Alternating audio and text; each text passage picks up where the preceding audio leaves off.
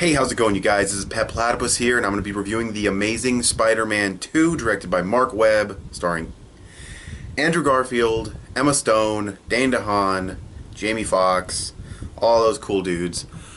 I saw it. I saw it opening day, but I waited to do the review.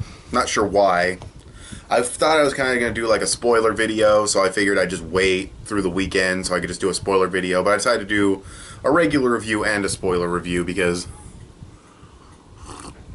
why not milk this shit? So, I guess we'll get started with the cast. Like I mentioned, Andrew Garfield, Emma Stone, Dane DeHaan, Jamie Foxx. All I can say about all of them is they did a phenomenal job. Especially Andrew Garfield as Peter Parker. He just personifies this character. There's no, disputing that at this point.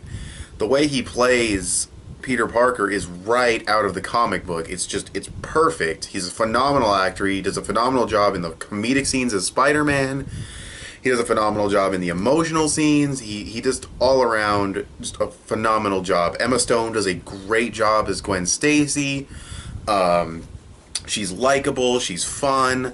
You can see where her character's coming from and everything.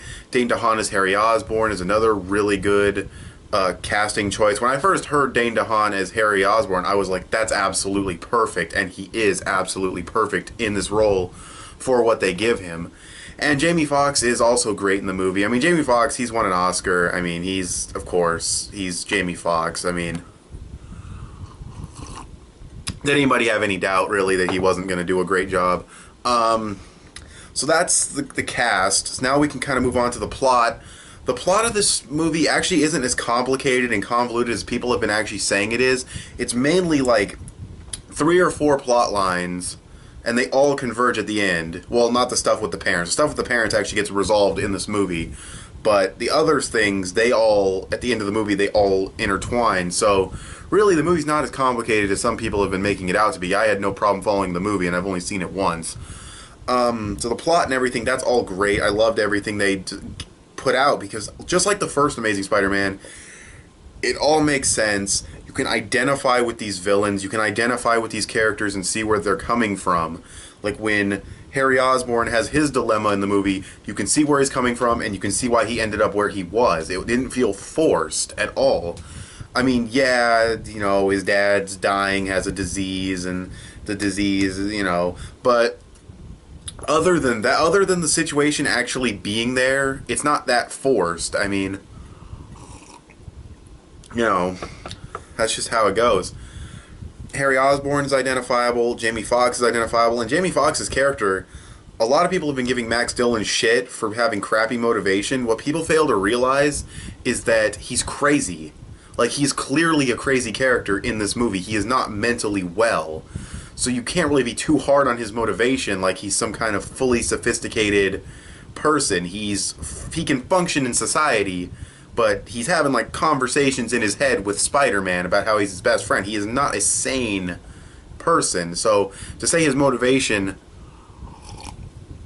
is weak, to him it's not weak. To him it's a big deal. To him, in his warped mind, it's, like I said, they give everybody the proper amount of screen time that they need to make everything fit cohesively. You know why this character is doing this, you know why that character is doing that, and it's comic booky. Of course it's comic booky. This movie really does feel like it's right off the page. If you compare this to a more realistic film, you could say, well, I don't know about this, I don't know about that, but it is a comic book movie at the end of the day, and it comes across a little cheesy, but in a good comic book kind of cheesy way, not in a stupid, campy, cheesy way like those old Spider-Man movies. I'll probably get shit for that if people actually watch this review. I don't like those old Spider-Man movies. So yeah, that's the plot, that's the characters and everything, and that all perfect. We move on to action. Action is not a mixed bag for me, but I do have one criticism, and it's a very small one. I thought the action scenes could have been longer. The action that it does give you is fantastic. You really get the sense of how Spider-Man does his thing. He does things that most normal people wouldn't even think about doing or even being capable of doing within an instant. He's able to analyze the situation and do it It's awesome. Spider-Man in this movie, he's epic. The swinging scenes, which I'll kind of throw that in with action. The swinging scenes and the crawling scenes, those are all great. Um, yeah, I mean, the action, the only thing, and it's nice and brutal too, because I mean, you have brutal action with like Superman and Zod from Man of Steel, but Superman's not really getting that hurt from it. But with Spider-Man, he's getting hurt, you know, like he's not a normal person, but he's not invincible either. He's really getting banged around a lot in this movie. It's pretty brutal in that aspect, and I really thought that was cool. I thought the action was great, and that's why I wish some of the action scenes would have lasted just a little bit longer. But I mean, that's a very small nitpick.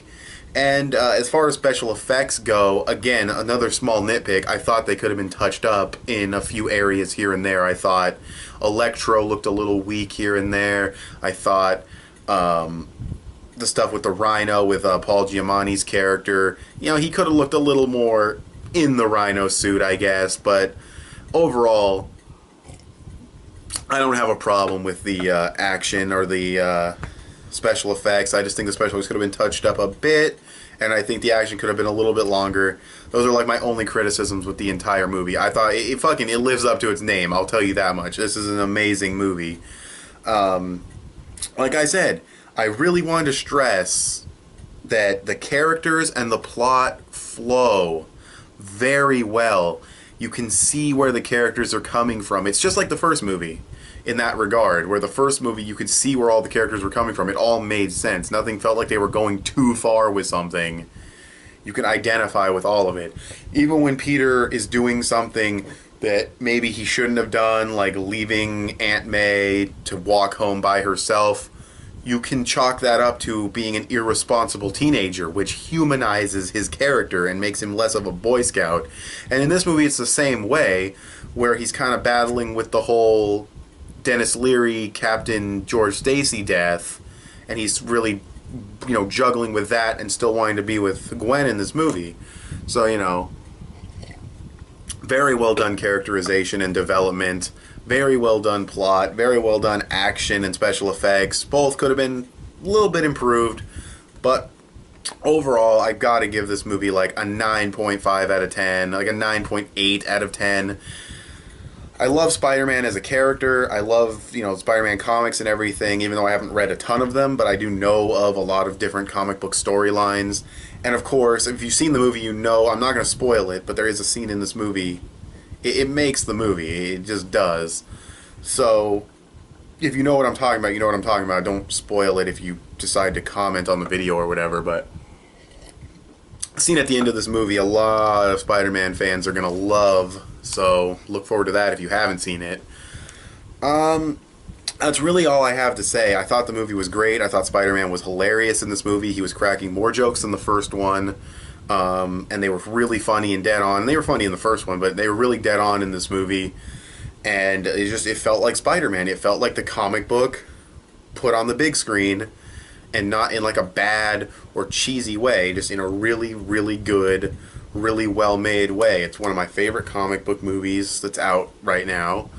It was everything I wanted it to be. So yeah, I'll be doing my like spoiler talk video a little bit later. Thanks for watching this review. I'll give it like a 9.5, 9.6, up there, above a 9, not quite a 10 because it isn't perfect.